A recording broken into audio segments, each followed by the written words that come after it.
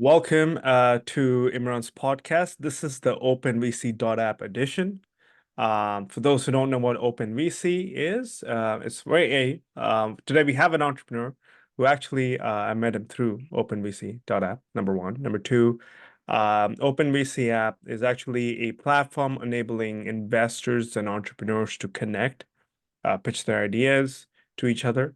And mostly it's for entrepreneurs to go ahead, find investors, and likewise a great product for investors themselves to have a great source of deals. So I use it as well. And so this edition is gonna be talking about and talking to Darvesh.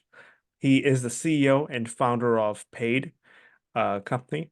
And we will talk more about his background. We will talk about what his company is doing.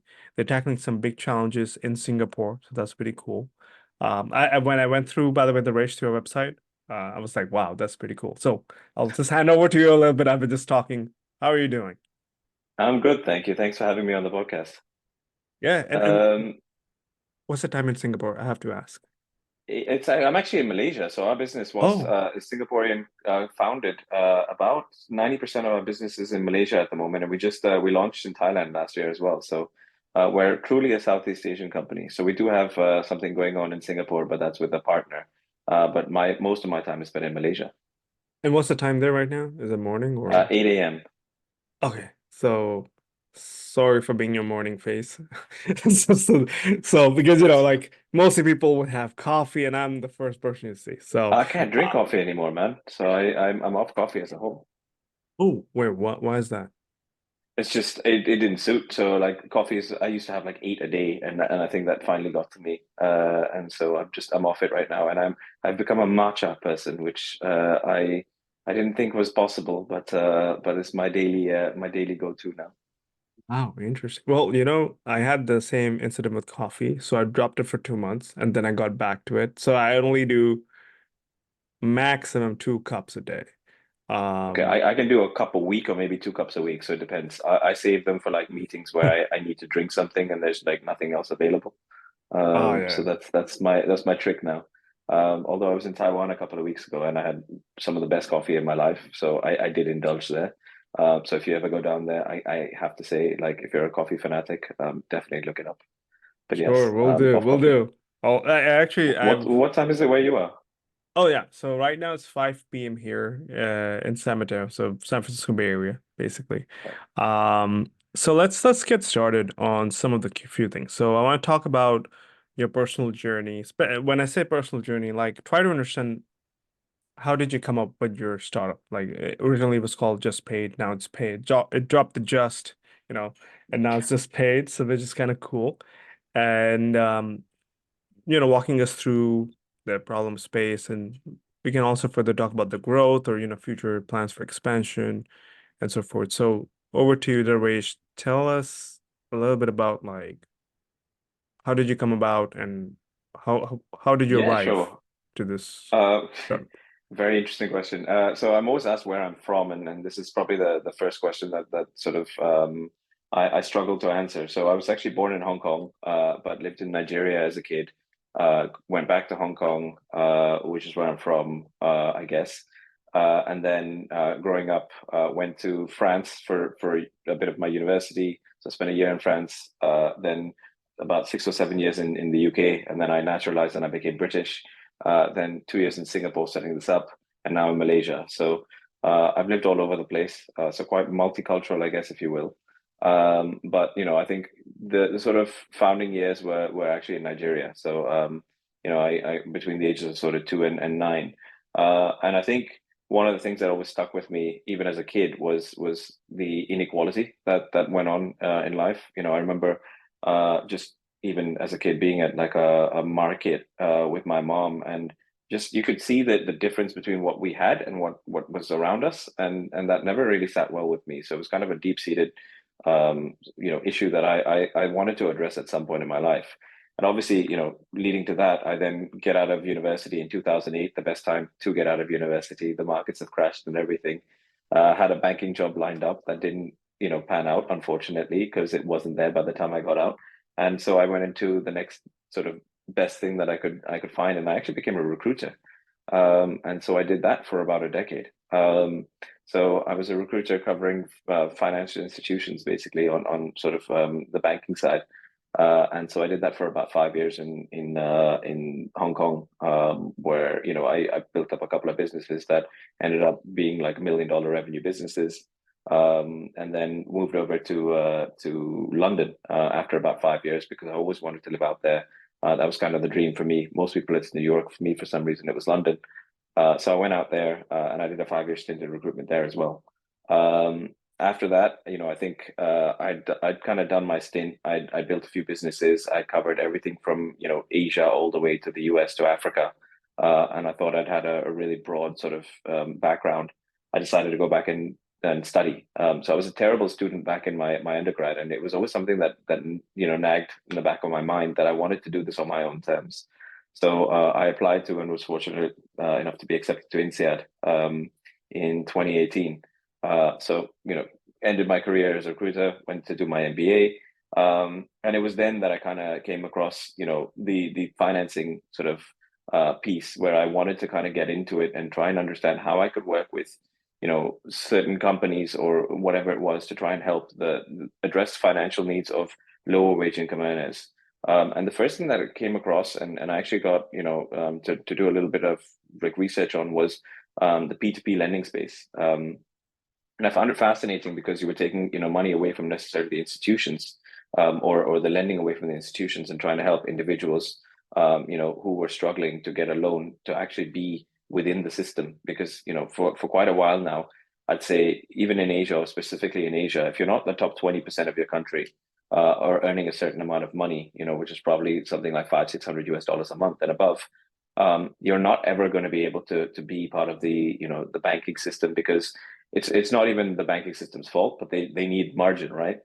Whereas I think a lot of these individuals are going to give you very little margin, especially with the amounts of money they take out, etc. So looked into that, realized that the problem with P2P, in my mind at least, and this might not be true entirely, is that what ended up happening is that the interest rates were just a bit too high for the individuals. And so whilst they would make things better in the short term, it would actually hurt them in the longer run. So I parked that aside. Ended up going to Index Ventures as an intern, and helping them write a book on localization instead.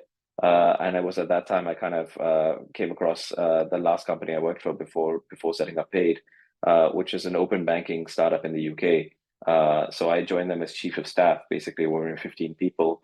And then I think over the next 14, 15 months, we grew from 15 to 75, tripled the revenues. And I got to work alongside some really talented people in sales, tech, marketing, customer success, etc. And that's kind of where I really learned the ropes of startups, and got the bug, if you will.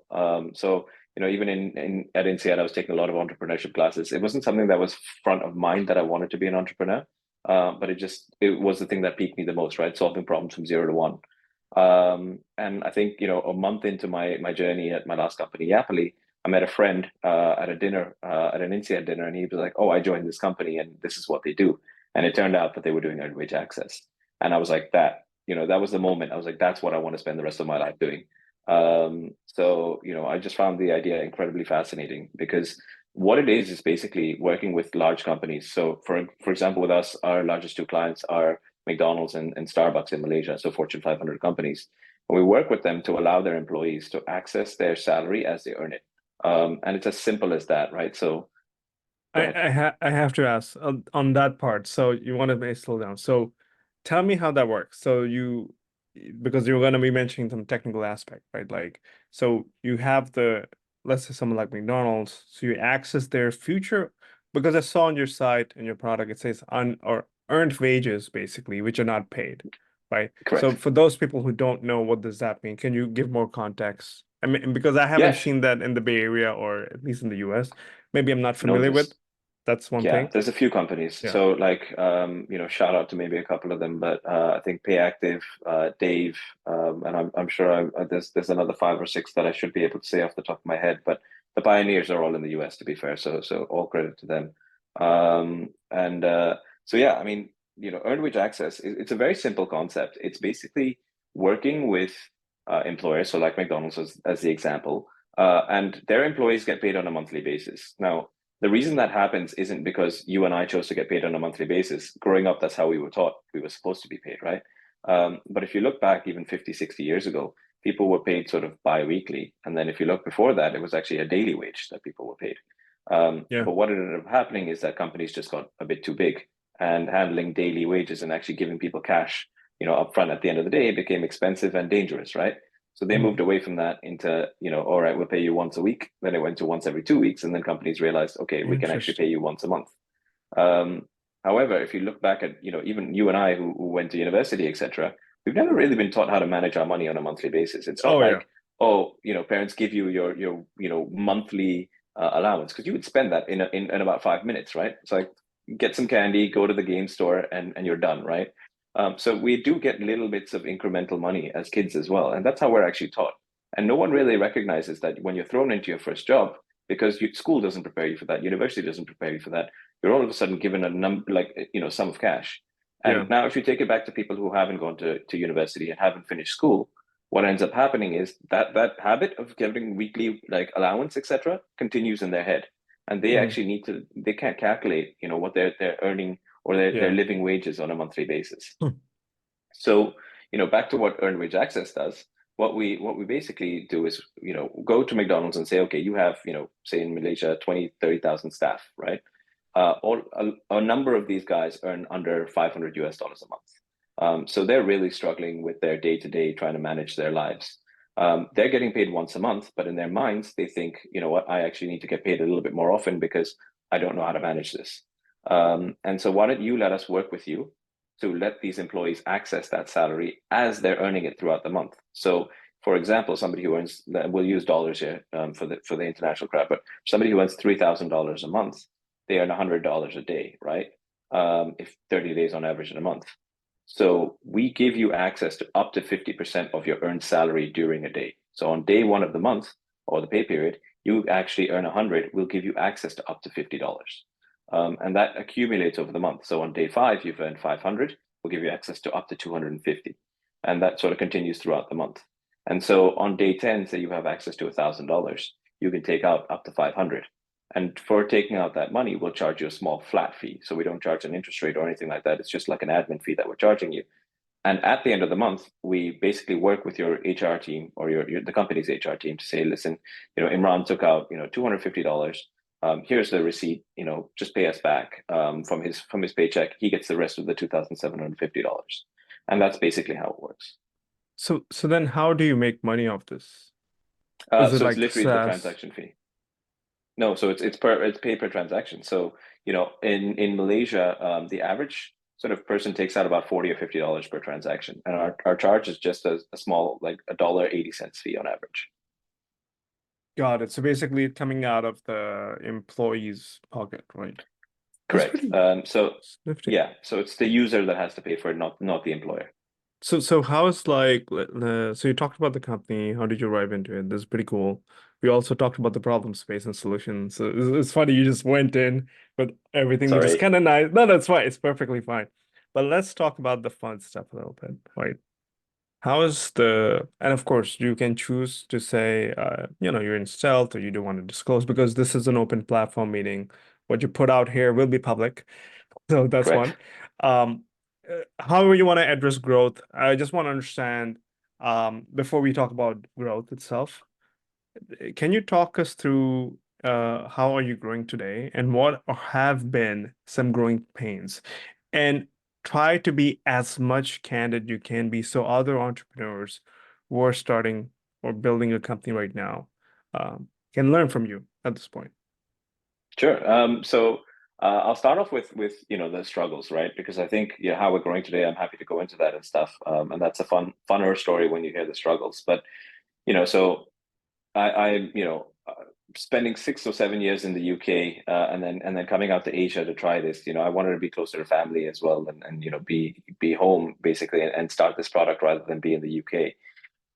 So I came out here being like, okay, this is a free product. This is a no-brainer, right? Like this, there's hundreds of thousands, if not millions, of people struggling in Asia. There's a bunch of people who have like really large companies. This is going to be a no-brainer. Just go up to them and say, hey, listen, this doesn't cost you a dollar.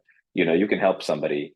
why don't you do so, right? Like, this is the most obvious sales process. It's gonna fly, right? So in September 2020, I actually quit my job in my last company. I to be honest, I hated working for my former boss. I learned a lot about how to run a company, but I learned a lot about how not to be a person at times, and I thought that was the most horrendous part of it. So decided to leave my job. Came out to Asia mid pandemic. Spent 2 weeks in a hotel, like quarantining and etc. And find my co-founder. Joined an incubator called Antler actually. So shout out to them. Highly recommend them for anyone who's considering it. Feel free to reach out, and I'll give Wait, you some good words. we will talk about Antler. I will make a note. Okay. And so we joined Antler, met my co-founder on day one. We ended up speaking like this actually for about an hour. And I told him the problem statement, and the first thing he said is, "Well, that's really dumb." And so we kind of walked into it a little bit. He went away, did some research. He's actually from Malaysia. And he came back and he went, actually, speaking to a number of friends, like their drivers are going through this, their helpers are going through this. Imagine if we could help all of those guys. And it was like, okay, there's something here, right? Like people are actually seeing the pain point. So over the next month, we did about 100 interviews across Singapore, because that's where we were. And we literally just ate the phone, like messaging everyone, calling everyone, using the network, and then some. And we started to try and figure out, what's the problem statement here. And what we realized is actually, there's sort of there's a dichotomy between sort of those who are in charge and those who actually need the product. And what became very apparent to us is those who were in charge never really saw the problems of those that were working for them. And that's because, the workers would never go and complain to their bosses and say, not never, but hardly ever go up to them and say, you know what, I'm struggling, my wife is ill or this or that, unless it was like dire situations. And the reason for that is because, in Asia, you kind of want to save face a little bit, right? So you don't want to go to your boss. So a lot of these guys were actually going to loan sharks or to, somebody else within the company, and trying to solve this problem for themselves. But it was kind of, each man to himself. You don't necessarily have somebody who can give you that money back. And that was fascinating for us. So we kind of saw that it was going to be a little bit harder to actually reach the top of the brass, if you will, and convince them than we originally thought.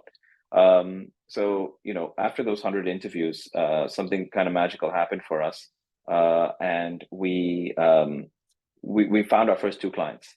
The first client that we found basically turned around to my co-founder and said, "No, never going to work. Don't want this. Thank you, but no, thank you." And then went to his HR person and said, "This is such a dumb idea, right?" And she went, "You have no idea what we're seeing on the ground. Just last week, a guy quit, and turns out 5 people had lent him $100 each, and he had left. And so they're all Wow. out $100. This would help him take out his own money and help our guys tell him, you know what, why don't you go take your own money out if that's what you need, right?" And the next day he calls us up and goes, "Okay, guys, I want to sign up with you." And then the next day, I met someone as well, runs a couple of restaurants, etc. So Martin Bem, shout out to you, first client for me. Runs a few restaurants, etc. in Singapore. And as soon as I sold it to him, he went, "Yeah, this is genius. I'm in." And so within a 24-hour span, we closed our first two clients. Jeez, And then nice. we went back to Antler, and we were like, "Look, we've got clients, but me and my co-founder, he's a finance guy, I'm a sales guy. We have no idea how to build this product. We're going to need some money." Mhm. And they went, "Okay, give us the pitch." Within 24 hours, we pitched to Antler, and they wrote us a check. And that was basically the start of paid. Um, so yeah, that's kind of our journey to there.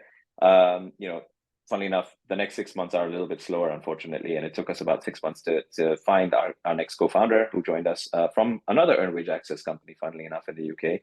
So he flew out to Asia to be with us, and by that time, I think it was June 2021, and the three of us basically set up this company together, and sort of took the journey to where we are today.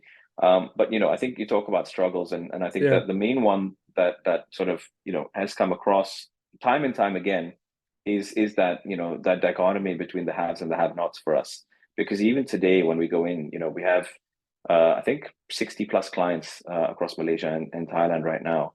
Um, And even when we go into these meetings today with McDonald's and Starbucks and a huge number of large companies in Malaysia signed up, the answer still is always, well, why is that my problem, right? And it's such a stunning thing to see, because we turn around to a lot of HR people, and we turn around to a lot of CEOs, and they're like, one or two things. One, it's not my problem that this person is suffering from that, so why are you telling me this?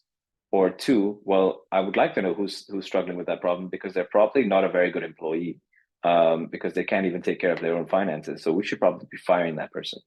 And the amount of times we hear that is quite surprising, because it's the alternative side to that, is the compassion that you show somebody, right? Like, actually, the reason people want to take out money is not always because they're going out and gambling. It's because the biggest reasons on our platform are food, fuel, and groceries.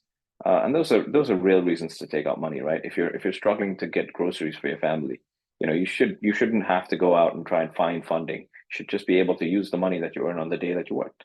So I think that's been a very, very big problem on the B2B side, in all honesty. And then I think beyond that, growth hasn't always been as good as it is today for us, right? And I think when you're trying to go out there and be a VC backed startup, you need to show significant growth all the time, otherwise you're forgotten about very quickly. Especially the last round we raised before the one we're doing right now is 2022. Mhm. And we raised $1 million, and we were like, okay, we're gonna just, we got the offer pretty quickly. So we're gonna raise this money, prove ourselves out, and and try and raise a little bit more later. Why raise more than we need at this point in time? Focus on execution. Lo and behold, that happens, and then 2022, the crash basically in Q2, etc. And there's no liquidity left in the market. And I think over last year, trying growth into this, we grew 12x last year as a company. So things were going particularly well for us. And for the life of me, we could not get a single VC check written, throughout the entire year. So going Yeah. around, probably having 150, 200 meetings, kind of, explaining the idea, explaining what's happening. I think that the saving grace there was actually that we met a lot of angels who really understood the problem. And actually, predominantly now we're raising $1 million round. I'd say about half of that is taken up by angels, actually, who really kind of understood that problem, and kind of wanted to contribute, and they understood our growth, and what we're trying to do going forward. So yeah, I think in terms of problems, the two biggest ones that I think I faced, at least as a founder, especially in these tough times, one is obviously fundraising. And it's no one's God-given right to fundraise. I appreciate that. You do have to show metrics, etc. But it's tougher now than it has been in the last few years, nonetheless. And then the second thing is really getting the mentality and educating your client base, because they're not even the ones paying for it, right? But educating that client base that helping their people is no skin off their back, and actually helpful for them as well. You have touched this was very good, and you've touched on few important topics. Like not few in a bad sense. Like I mean like they're really important. Number one, you talked about financial education, and you addressed on something like in Asia, and originally born and based, from Pakistan, right? So I totally understand what you're exactly talking about. What is sad is education, and I don't want to go there, but I will call out what you're saying, calling out as well. Educational institutions are complete waste when it comes to real life sometimes. So, uh, finance, they don't tell you. People, person skill, they don't teach you. The real things that really matters that you actually been doing with your startup. I'm not gonna poo-poo them completely, but it's reality. It's No, reality the that they education don't system teach. is outdated in some ways, Yeah, obviously, right? it does not. Yeah. I can do algebraic equations, but I don't know how to manage my Yes. sort of day-to-day finances. I think something's broken there, absolutely. Like if one of the professor told me once, is like, oh, if you want to make money, you can just go out, start flipping pizzas. And I was like, yeah, but what about building a fortune? What about managing, being having the intellect of finance, real estate, the other aspects. And the reason I'm touching this, because what you're tapping on is people really have those challenges, whether it's a school teacher, whether it's someone working at McDonald's, or someone working at even a proper job. Yeah. Excuse me. Because why is it a real problem? you don't know what's going on in people's life, right? Like there could be someone. I had this one person, her I will try to change that person's uh significant or family member. I just want to keep it very anonymous. Had to go through some what do you call those basically it was cancer. I'm trying to find the right word, but it was God, I'm forgetting the name. Illness, chronic illnesses, like they're just kind of like that. And so they were going through some tough luck, right? And so I tried to help as much as I can, like, with the company and everything. And there's no solution. There is absolutely no solution. Back home, there are some solution because of a different mentality. You can ask Yeah. your company that, hey, can you give me it's not like bonus salary that they would call it, right? So you're tapping into, hey, there's already earned. It's not bonus. I'm Okay. due to get paid on, let's say, 30th of April, right? So give me whatever, right? Whatever is mine, which you're really touched. So that was my first point. The second point you're talking about is the whole experience that you went through with your startup. I think that's really useful that you shared. A lot of people don't talk about that, especially with the epiphany that you had. You left your job, you went all the way to Asia, you moved around the world. It's not, it sounds like rosy story. Like people will look at you, they'll be like, oh man, now he's successful. But there's a lot of pain that you went through, a lot of validation you went through. You just said, oh, 6 months of a slow, then we had to go up again last year or to 2022 is hard fundraising. So I really like that you touched on that. The reason I'm mentioning all of these items, because they're really growth problems, right? So you talked about growth, you talked about customer challenges, and even how people are totally disconnected when it comes to their own employees at some point, right? Like Yeah. there's nothing wrong if someone is asking for money. Hey man, you got to pay the bills. Speaking of which, you mentioned other things which are really nice. Antler. And also that you're raising money, right? So you feel free. FYI, I actually run my also syndicate. I'm not gonna advertise it, but I do run my syndicate. I do know some people. So I'm like, hey, if you're raising, this is Feel free my to write a check anytime you want, man. I'm taking. So on that note, how much are you raising? What's going on? Because you did say you have angels right now, right? Like if you want to disclose that, fine. It's up to Yeah, no, you. like so I think we're raising about $1 million. We're almost all the way there to be fair now. We're probably Okay. 70% covered. So Wow. raising the last two, 300K. Yeah, look, it's been a an uphill battle, but shout out to all the angels who've helped us along the way. Definitely kept us not just alive, but helping us thrive over the last year. We actually have a lead for the round as well. So SOSV Orbit Startups.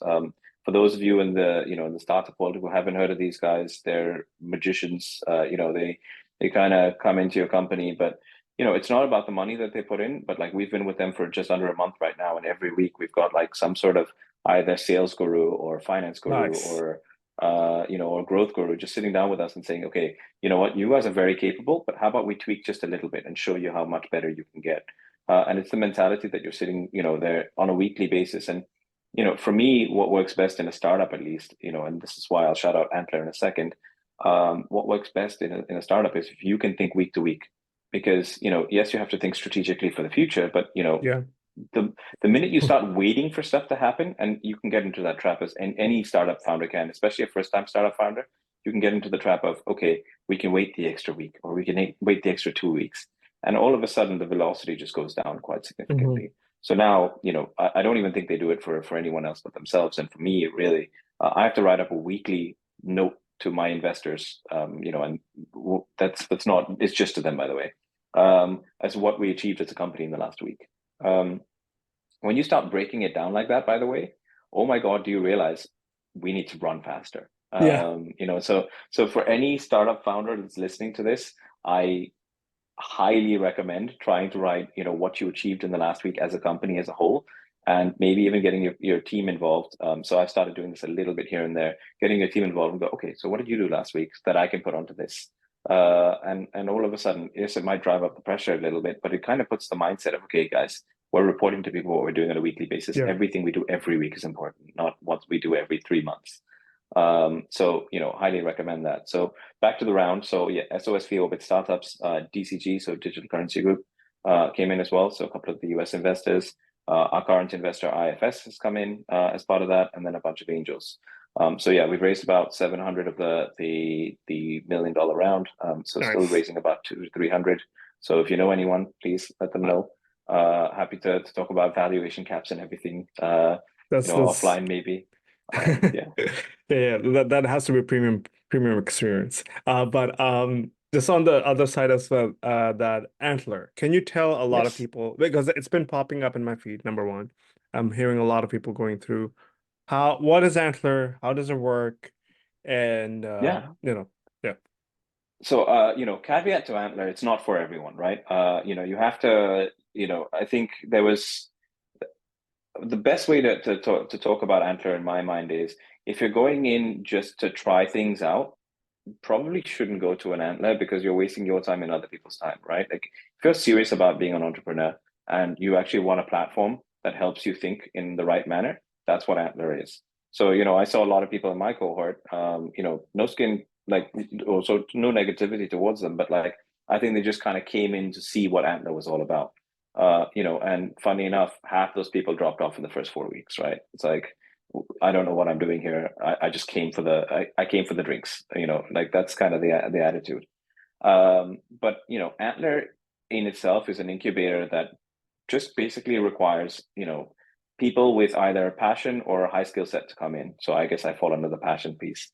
And what they'll do is within the first 2 weeks, they'll try and start getting your mindset from, corporate world into here's how to build a business in 20 minutes, right? Like no one can actually do that, but it's like ideate, you have 45 minutes or an hour as a team of five to ideate on something and come up with like 3 slides onto why this can work.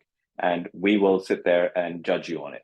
And it gets you into that mentality of how quickly you can actually go from ideation to, creation, right? It doesn't need to be, again, like that whole velocity thing. It doesn't need to be 12 months to build a company or whatever it takes. It just needs to be, all right, can you execute on this idea as quickly as possible, right? And obviously you need to know you're going down the right path. So strategy means a lot, but so I don't want to take away from that.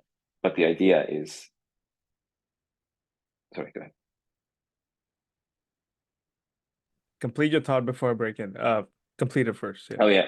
So, but the idea is, you need to be able to run at a high pace in order to be a startup founder, and you need to be comfortable in that. It's kind of like if you're in a Formula One car, and you want to do 60 miles an hour, you're probably not set for that Formula One car, right? You need to be Yeah. able to go at 200 miles, whatever, 100 something miles an hour, in order to be competitive.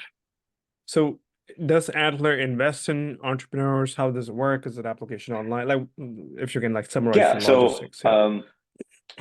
this is back in my day, so I'm dated, back 2020. So you put in an application form, they do an HR interview with you to kind of get your understanding of why you want to be an entrepreneur, etc. Then they have a partner interview you, and they test your skill set, etc. Try to understand whether you have what it takes to be a founder in the first place, and then they send you an acceptance letter.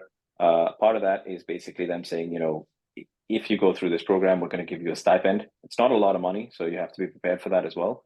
And then beyond that, you have 12 weeks to come up not just with an idea, but a company. And if at the end of 12 weeks you guys have come up with something interesting enough, we'll fund it, right? And that's kind of how it works. I don't know what the funding mechanism is right now. It's something like 10% of the company for X amount of money, like 100 grand or something like that, plus a program fee. But that was during my time, so I'll let them tell people what it is now. But so yes, they do fund you pretty early on. First check in all the time. But going back to the actual program, it's a 12-week program. First 2 weeks is literally them just teaching you the entrepreneurship like way, if you will, like trying to help you get into that mindset. And then after that, for the companies or for the people that have decided, what company they want to sort of try and found, they give you a track to yourself. So you instantly become a company almost, right? And you're like, okay, go try this idea. Don't incorporate. Don't worry about sales or taxes or this or that. Just worry about what is your product and how can you figure out who needs your product. So they give you that 10 weeks, and as part of that, they give you a coach. So our coach, Ishan Mali, like incredible guy, ex-product guy, ex-founder as well in the UK. like literally again, rocket onto the, onto our company, like just every week, sitting down with us and kind of like, okay, but why have you not done this, this, and this? And like you walk away with a laundry list every week of, the next 10 things that you need to achieve in the space of 5 days rather than a month. And so that's the mindset that they kind of get you into. And we only did this for about 6 weeks ourselves before we got funded, in all fairness. But that's kind of what Antler does for you, right? So they literally fuel your growth by making sure that you have somebody that's sat on top of you. So if you're somebody who's like really wanting to be a founder, like most of us are, and you kind of go, well, I don't know if I can do it by myself. I don't know if I have the energy or whatever it is, like the discipline to sit there and just stare at a screen and come up with a company of this and that. I think Antler is that place that can let you test out what you think you have in terms of an idea in a very quick manner, because they're all about something I learned in recruitment, which I still take to today: sell first, build later. And I think that's really, really important. And I think Antler emphasizes that in a way that most other people don't. So for me, like, I know that there's some great things like YC out there, etc., but not everyone gets access to that. So, I think of Antler as a bit more of a no frills version of that, right? You're not getting the big brand name behind you necessarily. And I hope they become that one day. But actually it's the no frills version of that. You come in, you test out your idea, and you meet some incredible people along the way. This is actually pretty amazing. Now you're telling me also like, hey, if I want to go back to foundership, because this didn't exist back in 2008 when I was doing my first startup. In 2015, there's just still very similar. It wasn't, I don't, I never heard of Antler What did you then. do? I was doing a What was creator economy back then. nice. So what I don't know, I'll just say it. What OnlyFans is doing today, I was doing it for the cleaner version. And the idea was And help that was your issue. That's where the market wasn't. That's the problem, right? yeah. So yeah, number one, I was like, early. On top of that, everybody was like not talking about it. And then just when my startup went through, we had to make a call because of some personal family issues with my like both of our founders as well. And so we were like, you know what, we can't move any further. And then the traction became a bit challenging because you're early in the space.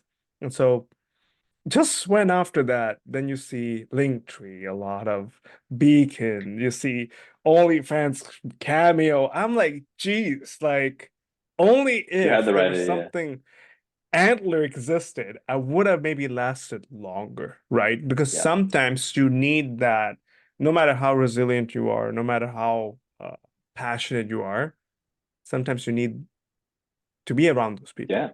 And I think Yeah. that's what YC does, and that's what Antler is doing. So it's actually pretty good. A lot of, I think, whatever you're saying about Antler, I recommend people. I haven't used it yet, but I haven't applied yet. But I think based on you, what you're saying is recommended to everyone who's passionate. Um, just to pivot a Yeah. little bit, we found each other through OpenVC app. Yes. What has been your experience with OpenVC? Because a lot of people may know, may not know. Back again, when I was doing it, there wasn't no OpenVC app. There was only PitchBook, which was expensive, horrendously expensive, and is Yeah. now mostly for VCs. Um, yeah. So, it's funny because I actually came across OpenVC when my co-founder slash CTO went, "Oh, have you seen these guys?" And I think he was caught by either an ad or something on LinkedIn. And so he pinged that across to me, and I was like, I looked at it and I was like, this can't be real, right? Like this is definitely not something that somebody would give you for free. Like that's that's insane. And so I started looking into it and typed in B2B, social impact, fintech, and it spits out some real names of VCs that I've actually spoken to in the past. And I'm like, oh wow, okay, so how do I connect with these guys? And literally, you click the connect button, they show you who you can connect with on the platform because that person's obviously signed up on the other side. And within about 5 minutes, with the help of OpenVC's AI, generated content, basically, so you can write something in anything, and they'll make it sound 10x better as well. You can send a VC a message, and the I've had mixed success myself. Some people have come back and said yes, some people, but that's just VC world in general, right? Like some people, I'm the right target, some people I'm not. But just in terms of the ease of access, in terms of the way they help you think about a message before you send it out, like it's so well crafted. Like even things like you should look at a VC, and it's not that we don't do this, but it's just reiterating and reinforcing for those who don't. You should go to the VC's page. You should look up their portfolio. You should say, listen, you're invested in Dave.com or PayActive. You should be looking at us because we're also an earned wage access company. Oh, and by the way, here's my traction over the last 12 months. We grew 12x. Like, are you sure you don't want to talk? You know, um, and so it's really helping you. And again, the ChatGPT thing or AI, writer will help you kind of make it sound a lot more classy than I would at least. And you're sending that message out. And within sort of 2-3 days, you could hear back from a VC going, okay, let's have a chat. And that's happened quite a lot for me. So incredible platform. Honestly, I don't know how they thought about it and how people have reacted so quickly to it, but it's magic in a bottle is what I would say. So for any founder who wants to look at either angels or VCs, and for any VCs who are not on it, please get on it because it helps founders like myself. It's literally a platform that can help you save days, weeks, months in terms of raising money. And for the if you want to use the basic features, it's even free. So, for the founders who are worried about paying a lot of money, these guys have literally just made it like so accessible. It's incredible. Yeah, no, I also signed up on OpenVC. Basically, I signed up, and it's been a great source for deals. Like some of the people who I've interviewed on the platform, they actually have found them through OpenVC app, or that's how OpenVC. we connected.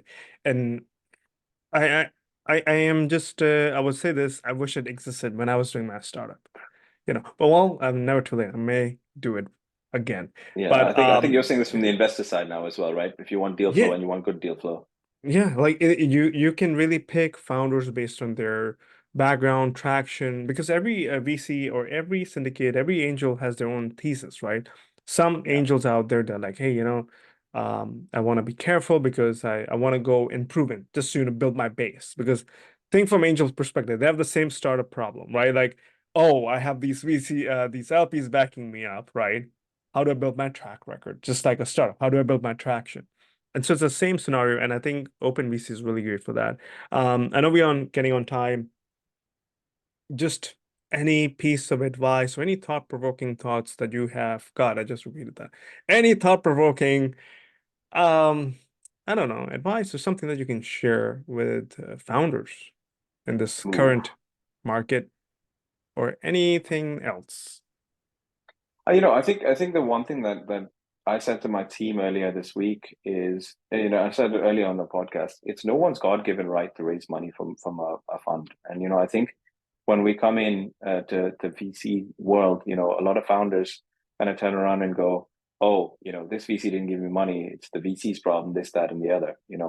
And the truth is, you know, go back to Orbit. One of the things that Nick said to me before he invested, 3 months before he got interested, was we will only invest in the top 10% of companies. You can keep sending me your stuff, but it's unlikely that we're going to invest in you, man. So good luck.